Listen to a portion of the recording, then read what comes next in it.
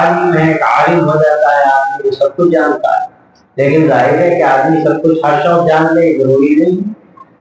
اتنا علم سب کے لیے ضروری ہے کہ جس سے اس کی صحیح ایمانی زندگی گزر سکے اور وہ اسلام پر عمل کر سکے، یہ علم فرض ہے۔ طلب العلم فریضۃ علی کل مسلم جو کہا گیا کہ علم کا طلب کرنا ہر مسلمان کے لیے فرض ہے، لازم ہے۔ وہ کون سا علم؟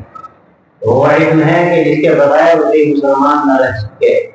کاروباری ہے، معلوم ہونا چاہیے کیسے بزنس ہوتا ہے، تجارت کیسے ہوتی ہے۔ دکاندار ہے، وہ جانے اس کے طریقے کیا ہے۔ وہ ملازم ہے، اس کو معلوم ہونا چاہیے کہ کام چوری گناہ ہے، حق مارنا گناہ ہے۔ ایک آدمی اپنے گھر میں رہتا ہے، اس کے لیے بھی ضروری ہے کہ معلوم کرے کہ ہمیں کیسی زندگی گزارنی ہے، ماں کا حق، باپ کا حق، بہنوں کا حق، بھائی کا حق، اور پھر وراثت کی تقسیم شریعت کے مطابق۔ یہ اگر نہیں جانتا تو کیا مسئلہ